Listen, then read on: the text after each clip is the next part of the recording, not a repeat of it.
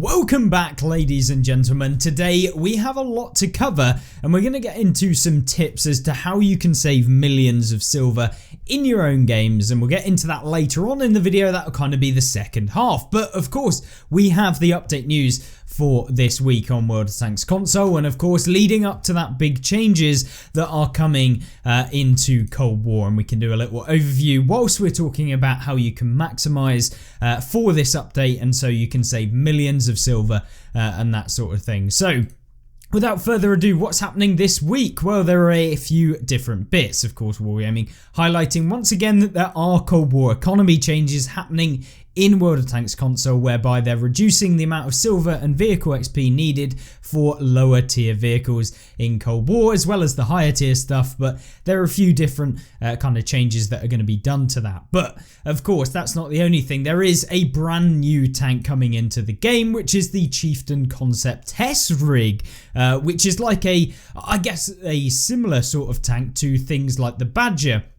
And this relies upon having the faster fire rate than some of the other tanks in this kind of era, I guess, era 2. And it's going to rely on hopefully bouncing things, but its armor isn't particularly amazing, and so I expect it will play more like an AMX CDA 105. For those of you that know the French tank destroyer at tier 8 in World War II, where it doesn't have a whole lot of armor, but it has the alpha and the damage to be able to deal a lot of damage back to opponents. You've got to rely on being a little bit stealthy, but it isn't also the fastest tank in the game, so it can be let down in that department. So either way, we'll do a review of this vehicle probably tomorrow or the day after, where we cover exactly what this tank is going to be like in the game, how you can kit it out, that sort of stuff. But for those of you that want a little bit more of a delve into the statistics of the tank, we have the last update news video that we did, which we covered more in detail on the tank characteristics, but we're not going to go into that in too much depth today because I don't want to make this video 50 minutes long. But either way, then we have the new contract for the Slapjack, which is a very, very powerful tier 7 mercenary kind of tank. And this one is a heavy tank, of course. It is a combination between a T29 and an IS with a Tiger kind of main gun.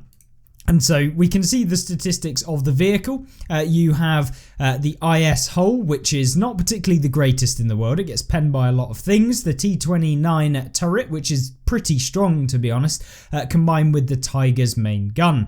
However, this is not the top gun of the Tiger, and more so a variant of it that is slightly weaker, and so you have pretty poor penetration values. But it is a contract nonetheless that you can pick up for free, and it is quite a good one, quite an interesting one, and can certainly pull off some bounces off of the turret, but it isn't insane. I don't think this is a guaranteed you must 100% get this tank. But if you have nothing else to do and you're kind of thinking, what ways can I play the game, what can I go towards in the meantime, maybe you've got the season to where you need to be, maybe you've got rank 100, or maybe you're just looking for a bit of a challenges and stuff like that, well, the Slapjack is definitely a very fun one, and it is also a decent tank at the end of it. So I think that this one certainly will be quite a good one for you guys to pick up. It has really good damage per minute, 2,165, but you have to bear in mind that the penetration on the standard rounds is pretty poor, especially in tier 9 games, and 194 pen on the premium round, so it is going to be a bit of a premium spammer, this one,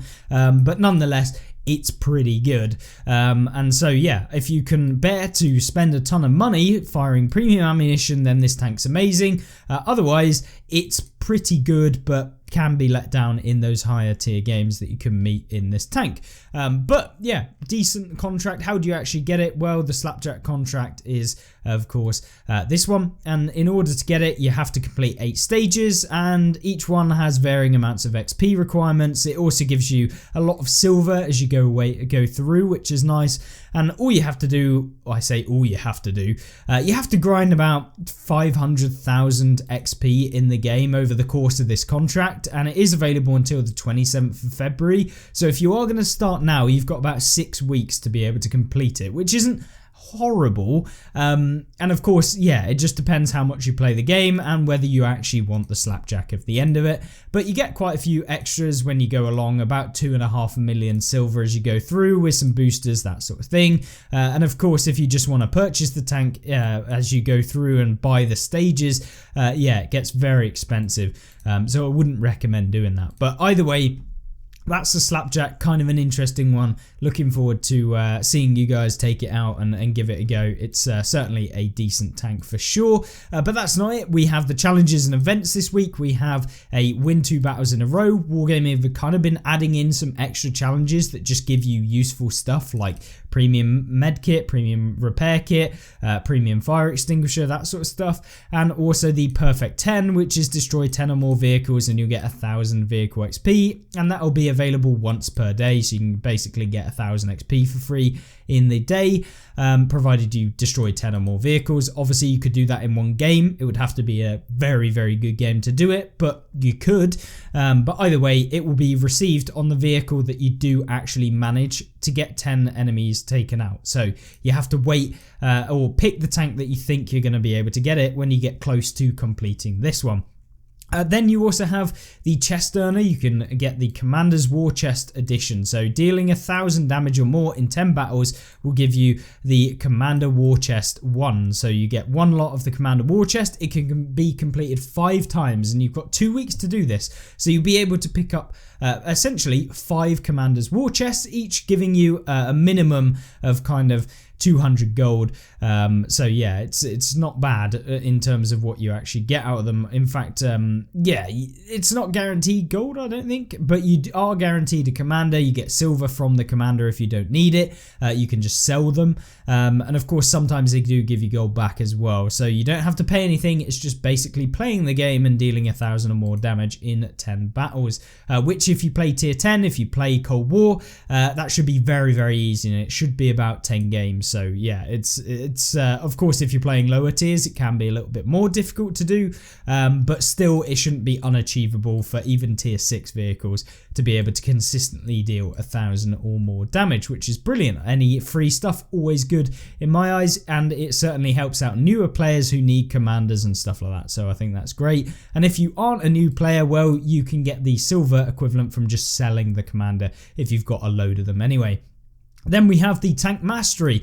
Now, Tank Mastery is also an operation. It's not a very interesting one, but essentially when you get Mastery Badge and Ace Tankers, you'll get points. The points then kind of add up and then you get some rewards from doing it, and then eventually you'll get the Mastery Medal. You have to select a class of tank when you start this. So, for example, you select medium tanks. You play medium tanks, the more Mastery Badges and stuff like that you get, whether it's a class 3 Mastery Badge, which is like a 50%, or a Ace Tanker, which is, you know, 99%, then yeah, you'll get it either way. So really, really nice to have, and just some extra loot as well that you can pick up in the game. Now, there is also the trade-in event, my least favorite event that Wargaming do, where you trade in a premium tank that you already own for a discounted price of a new premium tank.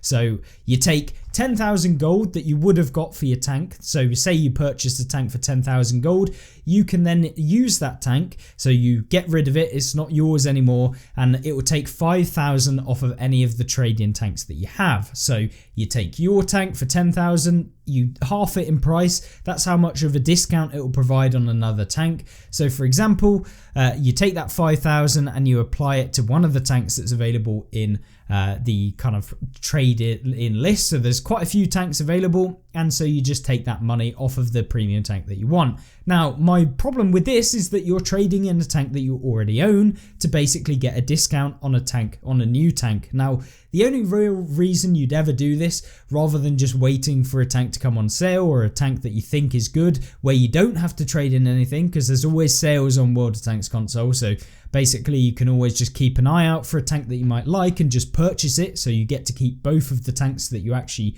you know, have, or you trade in a tank for another tank at a discounted price and it doesn't even give you the best discounts usually, and you've also lost the tank. So My way about it is if you're never ever going to play the tank that you're trading in, it's probably worth it. The only other alternative thing is that if a tank is coming out in a season pass, for example, and you know it's coming out and you already have the tank and you don't care about getting the silver equivalent back from Wargaming when you get that tank in the season pass, for example, well, that will essentially just basically be a useful way of getting a discount on a tank that you specifically want, so you can choose the tank that you want. So you can take that tank that you can get a duplicate on, you can trade it in, and then you'll get your tank back when you get the season rank or maybe the earn challenge completed or whatever. So sometimes it is worth it, but it's only really worth it if you want the tank so bad that you're willing to trade in your own tank, or the fact that you're never going to play a tank, or the fact that you're going to get a duplicate version and you don't really care about silver. Either way, that's kind of how it works. You basically find it in the premium tech tree, so you just go to the premium tech tree. You'll see that some of them have like green circular arrows going around, or like two curved arrows in a circle, and then of course you can click on it and it will say, do you want to trade in? And then you can trade in one of the tanks that you have for that tank. So that's how the event works. It is a bit of a con in my opinion as to whether or not it's actually worth it, but you guys, maybe you would find it useful, or as I said, you might want to trade something in. But either way, that's how the trading event works and the sort of things that we've covered. Either way, these are the special sales, so we got a few of them this week. We've got the T34 100, which is similar to the tank that we've reviewed yesterday or the day before, which is essentially a Soviet medium tank that has high alpha. This one doesn't have such high alpha, but it does get 250, and it's kind of like a T44 with side skirts that are made of spaced armor that kind of count as extra armor. And so yeah, it's an interesting tank. Is it super competitive? No. But is it very good? Yes. I think this tank could be interesting to some of you kind of Soviet medium tank players. There's also the MBT 70, which is a bit lackluster to be honest, and then the FE 4201 T95 E1 post-war era 1 Western Alliance heavy tank. Yeah, that is a big mouthful, but that's available as well. All of these tanks 30% off, so you can make of that what you will. If you're willing to spend the gold, then it's up to you. This January's tank of the month is the T42. It's like a bulldog that's a medium tank, so the light tank but a medium tank, slightly slower, doesn't really have armor, has a really nice gun, and has very good mobility for a medium tank to a degree, and so yeah, kind of plays like a bulldog that isn't actually a medium tank with better statistics, better health and stuff like that. So yeah, T42, decent tank, nothing crazy though. Then we have the weekly sales, so these come in the form of 1.5 times silver boosters and Churchill 3. The 1.5 times silver boosters are at a 53% savings, and the Churchill 3 are also a 50% savings. Churchill 3 wouldn't bother getting, it's a low tier tank, not really my cup of tea, and I wouldn't recommend playing low tiers, to be honest with you. It's very boring and you're playing against people that have never played the game, so it's just dull gameplay where you're basically seal clubbing everyone. So yeah, stick to the higher tiers, to be honest with you, and you'll learn a lot more. And so if you ever do actually have to grind a line at the lower tiers, you'll just basically dominate people from your experience rather than just having a tank. And the Churchill 3 is yeah, I mean, it's a Churchill, it's very slow, boring gameplay. Anyway, the 1.5 times silver boosters, maybe this might be worth it for you if you're thinking about grinding silver in the upcoming kind of couple of weeks leading up to the brand new event, and we'll get into more of that in a second. But this might be something you worth considering if you are wanting to grind silver to save up for vehicles later on down the line and utilize the current silver earn rate that we have in Cold War to be able to save up a lot of silver, so you don't need to play any more tanks to earn silver for a long time. Either way, super savings come on equipment, so aggressive scout loadout. This comes with advanced optics, advanced loader and improved ventilation at a 50% discount. This is something I would never ever recommend. Purchasing equipment for gold, just a no-go in my opinion. I would much rather buy silver and then choose the equipment that I get. As often this sort of stuff is very expensive to do because they value it at the silver equivalent, converting gold to silver. And most of the time, you can buy some silver boosters, which will probably cost you less and will earn you way more money than it will actually be able to kind of get from saving yourself having to buy the equipment in the first place. So yeah, that's kind of my opinion on buying equipment in the game with actual money, so just avoid it, to be honest with you. Then we have the TS5 M4 improved, very boring tank, nothing really there. It's an M4 that's supposedly better because it's improved, but it just kind of lacks everything. Maybe it's interesting to some of you guys, but it's a pretty boring sale. And then the Orthrus KV4 KTTS is the other tank. This is an auto-loading version of a KV4 that doesn't get a turret and relies on having some armor to make itself work, like a push breakthrough tank destroyer that, unfortunately, because it is quite flat and big, can be penned by a lot of tanks in the game. It is not preferential matchmaking, so you'll get penned by literally everyone at tier 10, going straight through you, even if you're angling. And it is another one of those that if you do come in tier 10 games, you'll have to fire quite a bit of premium rounds. And the disparity between your standard and premium is so large that there is really no point firing standard when you're playing in tier 10 games, unfortunately, because you can either very debatably actually pen anything that is a heavy that you're primarily going to be facing with 227 pen, but you can reliably pen almost everything with 289. So it's a case of, do you actually want to play this tank competitively? And by competitively, I'm not saying the tank is competitive, it really isn't. It's a really fun one though, but at the same time, yeah, it defeats the whole purpose of being a premium tank to earn silver when you're basically spending all your money firing premium ammunition which costs you silver. So you'll still make money in the tank, don't get me wrong, but it will be nowhere near as much as some of the other vehicles that don't require so much premium to make it work.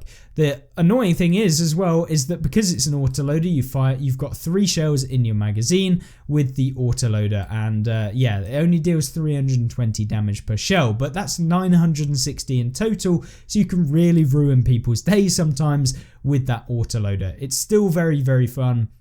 Still a good tank, and I think some people will like it. I really enjoyed playing it, but it's not because it's competitive. It is definitely an underdog within World of Tanks console. But yeah, it's still cool to see. Either way, going back to the article, we have a little bit of extra stuff as well. We've got the contracts, of course, the Big Top, the Sharpshooter, and KV4 KTTS. So you can actually earn a KV4 KTTS. It isn't the autoloader version though. The Orthrus is an autoloader. The KV4 KTTS is a normal version. It doesn't get the autoloader.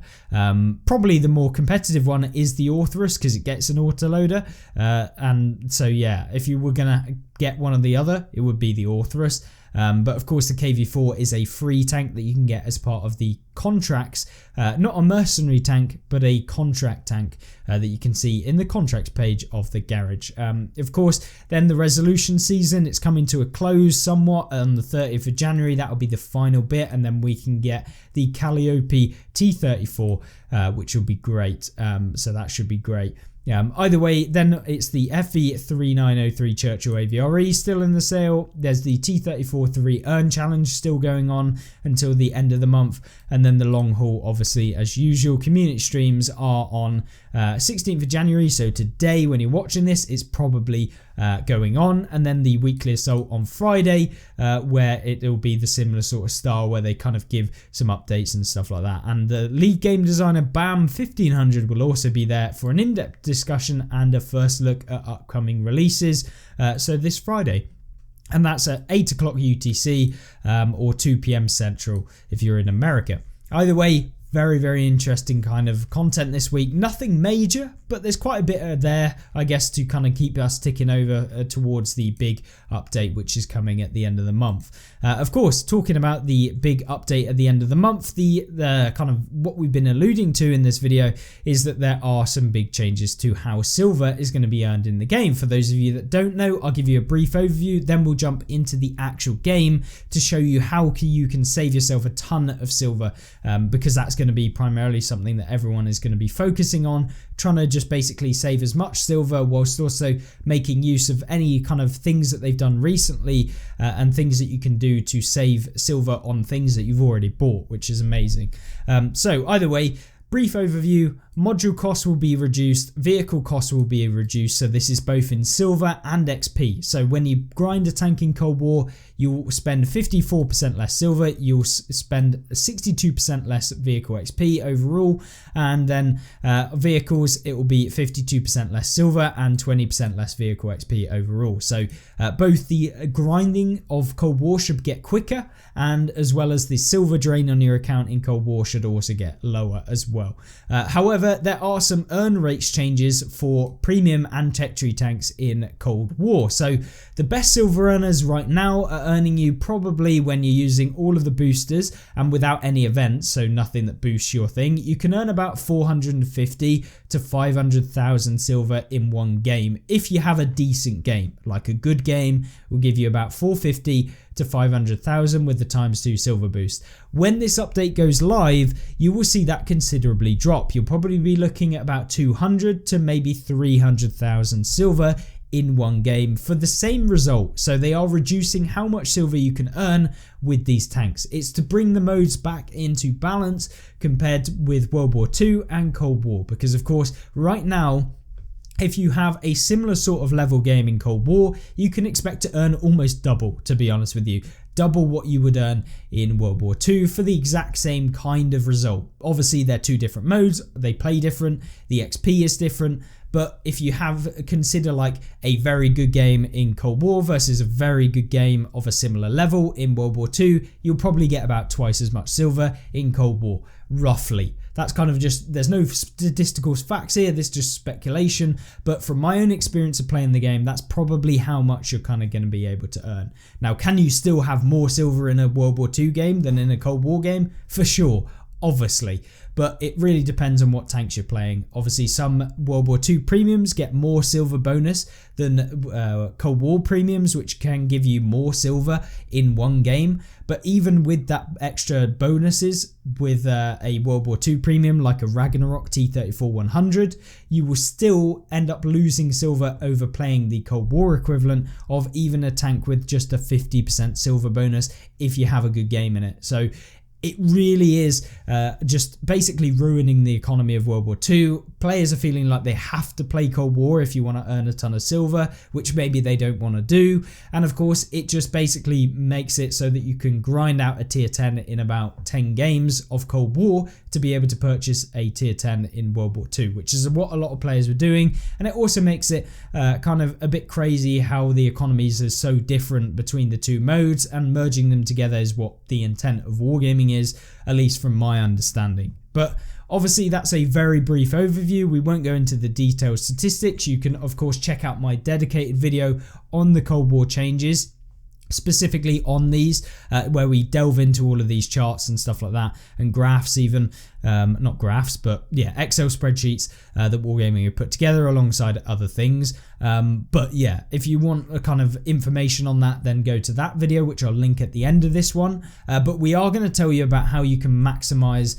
your silver that you've currently got invested into Cold War, and also how you can grind out as much silver as possible in the game. So let's swap over to the actual game now so I can show you what you need to do. So jumping in from the first standpoint of the game, what we can do here is we can see exactly what tanks I've actually got. There isn't a whole lot of them, to be honest with you. As you know, I have not grinded that much of Cold War in terms of the tech tree tanks. Now, if we were to turn on the premiums, there's considerably more just from collecting them from all of the seasons that we've had and stuff like that. But if we go over here and kind of go to Era 2, don't have any of them. So I'm going to be focusing on that when this update goes live. It's just the sink of silver that you have to actually put into Cold War to make it actually viable. But what you can see here is the current kind of XP requirements that you will have to be able to unlock more tanks in the tech trees of Cold War. It is very, very expensive to do so. So for example,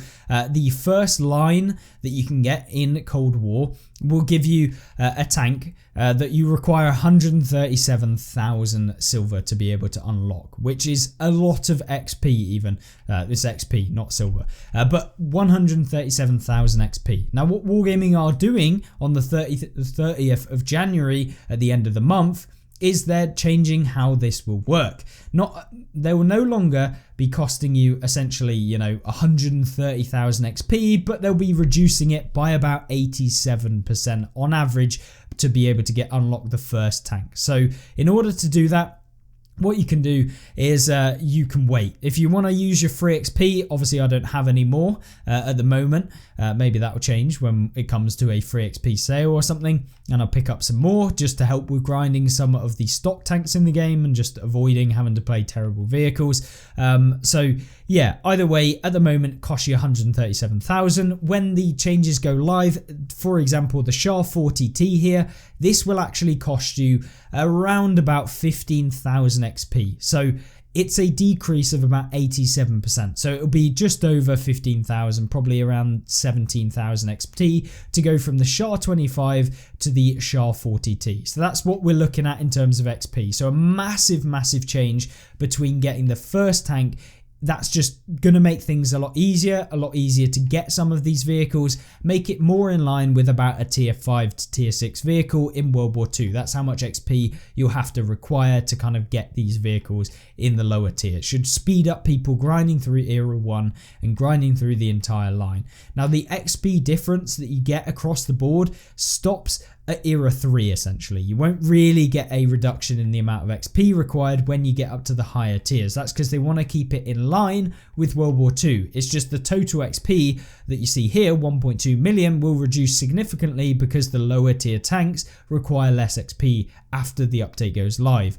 But one of the biggest things that you'll see is that this T34 Heavy costs 3.5 million if you want to be able to purchase it right now. If I wanted it, 3.5 million. But with the changes that they're now doing to Cold War when they go live on the 30th of January, this T34 Heavy, which currently costs 3.46 million, will probably cost 260,000. So you're saving yourselves over 3 million to be able to pick up this tank. So obviously if you were already invested, that doesn't help. You've already bought the tank. Much like me, I've bought the M47 here. I've already spent that 3.5 million. But here's the cool thing, is that you can still make money off of the tanks that you already own. You might be thinking, how the hell am I going to do that? I've already spent my money on this tank. Well, what you can do is you can sell the tank. This is 2.5 million that I can sell this vehicle for. Now, what happens when I sell it for 2.5 million? Well, when the update goes live on the 30th of January, I can buy the tank back for 250,000. So Wargaming can avoid, well, you can basically save yourself 2.25 million. If you hold on to this tank, however, and the update goes live, you will no longer be able to sell it for 2.5 million, but probably more like 150,000. So if you have any tanks in the lower tier, I would recommend selling them. If you're not going to be playing them, if you're not really interested in kind of losing out on silver and you want to maximize how much silver you have to grind through more tech tree lines as you get further on, I would recommend selling all of your vehicles and essentially saving yourself millions of silver. And all you have to do is literally go to the tank and hold sell. Now, of course, I have full equipment on these tanks, and this makes a difference to how you're going to kind of calculate whether or not it's worth you actually selling these vehicles in the game.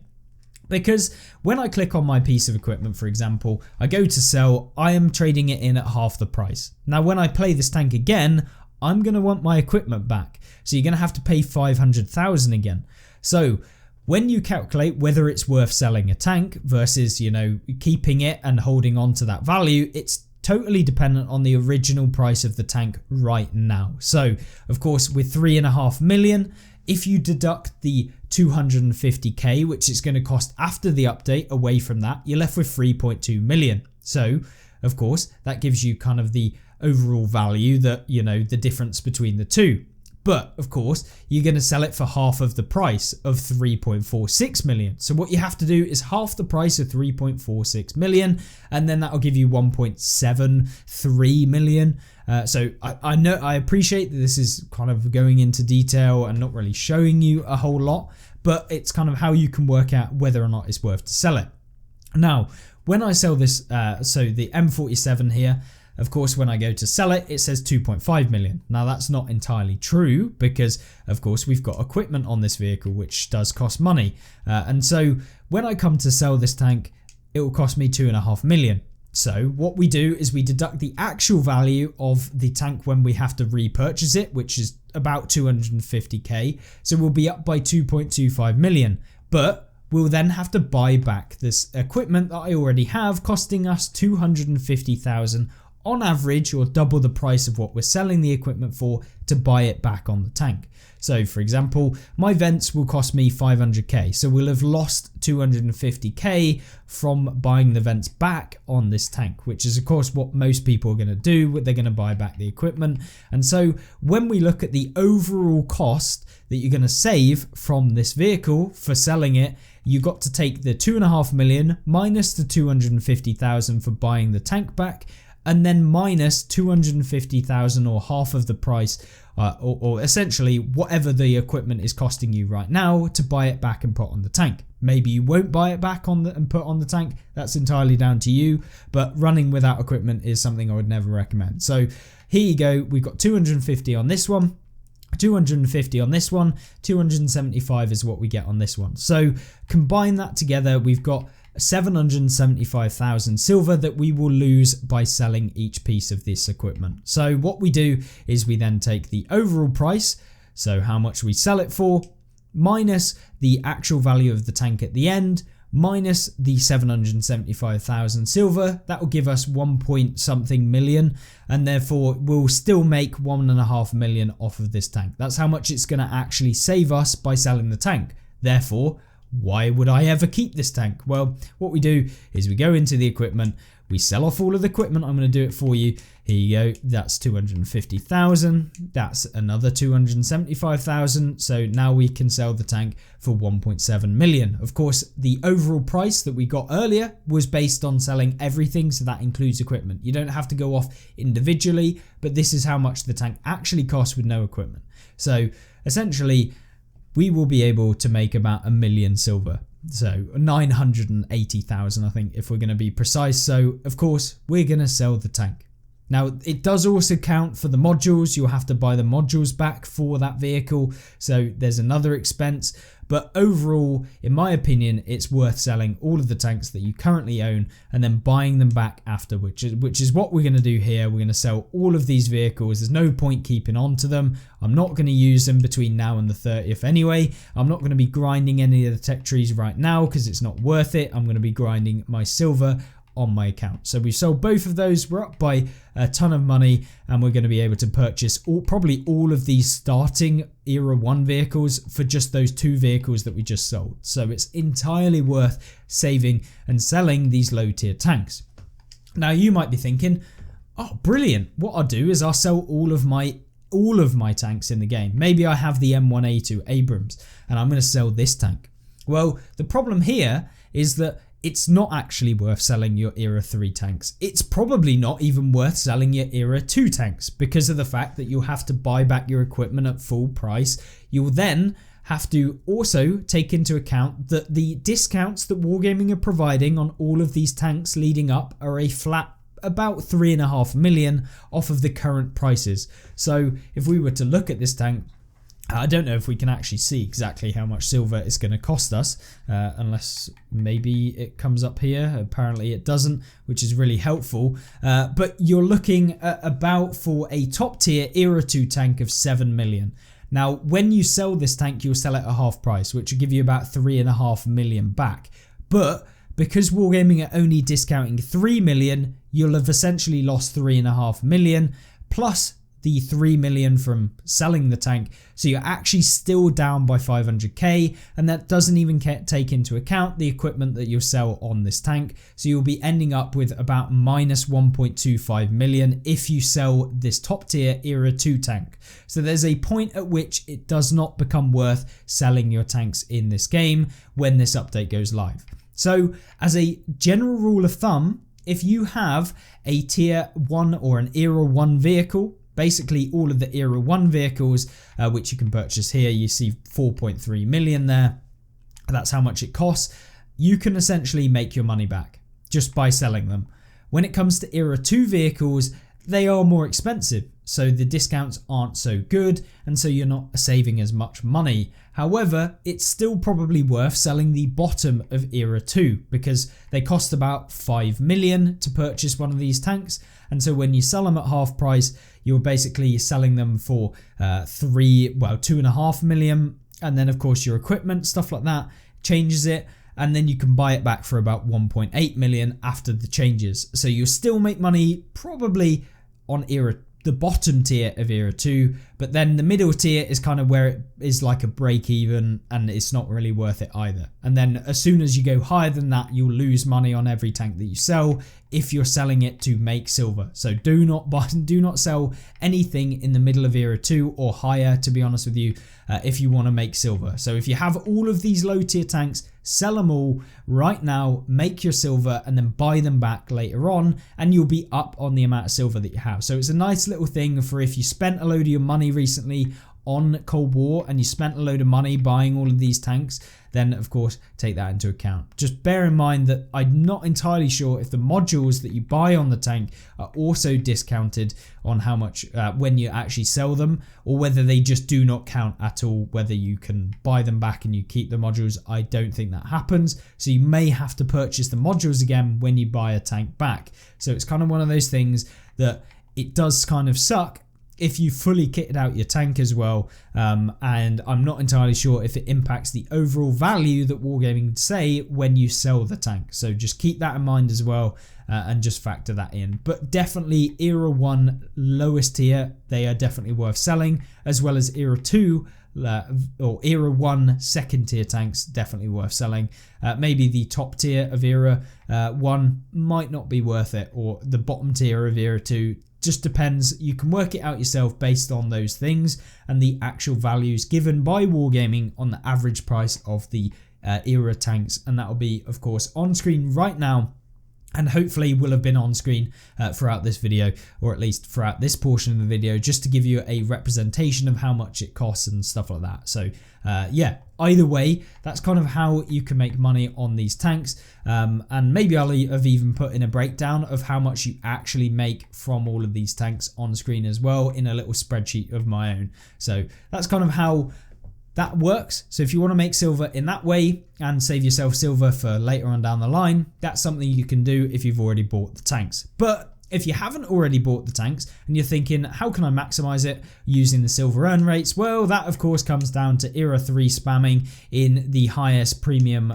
version of a tank that you have that has the biggest silver bonus that you can work out in the game. So the TCM AGS here, if we go to detailed statistics, gives you a silver bonus down in the bottom left of the screen of 150%. So that is the bog standard. You don't get any better or don't get any worse than that. You can get considerably better than that. But of course, as you go through the MBT 70, that gets 155%, so slightly better at earning silver. And then as you go through, there's just different tanks with different variants. 155, you've got things that have even higher than that. 165 here on the Object 292. And essentially, you want to go for the highest silver bonus tank that is also competitive in the era that you're playing to maximize how much silver you're going to earn. Then, of course, right now, you want to be using all of your silver boosters you possibly can, because they will be less valuable afterwards, after the changes, because you're not getting as much silver every time you use a booster versus, you know, the price of things. So you want to be using your silver boosters right now, saving up as much silver as you possibly can over the next couple of weeks leading up to the 30th of January, at which point the update goes live. And then, you know, it's not necessarily worth, you know, grinding out tanks that maybe you don't really want to. But I highly recommend this is something I will be doing on stream, and hopefully be streaming a little bit more over this next couple of weeks just to grind out silver and chat with you guys.